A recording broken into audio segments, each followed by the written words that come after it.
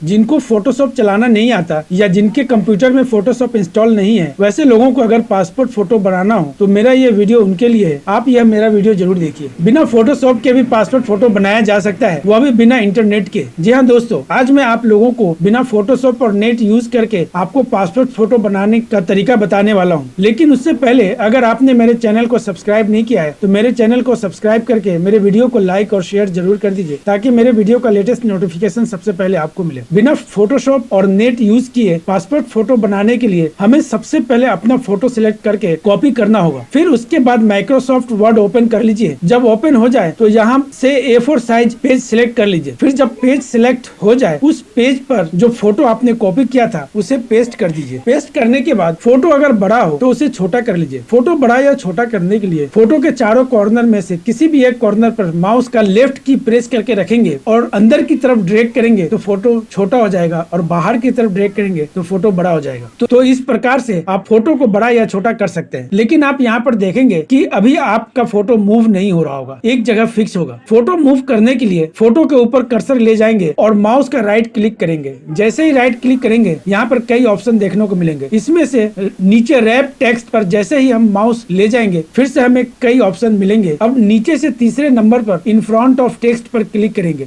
जैसे ही in front of text पर click करेंगे, अब आप देखेंगे कि फोटो मूव होने लगेगा। अब फोटो के ऊपर माउस का कर्सर ले जाकर क्लिक करेंगे। क्लिक करते ही आप देखेंगे कि व्यू के बगल में ऊपर फॉर्मेट का ऑप्शन आ रहा है। अब इस फोटो का ब्राइटनेस बढ़ाना या घटाना हो तो यहाँ लेफ्ट साइड में करेक्शन पर क्लिक करके फोटो का ब्राइटनेस सेट कर सकते हैं। इसके अलावा और भी कई ऑप्शन आपको यहाँ देखने को मिलेंगे। जैसे कलर के ऊपर क्लिक करेंगे तो आप देखेंगे कि आपका फोटो का कलर भी यहाँ से चेंज हो रहा है।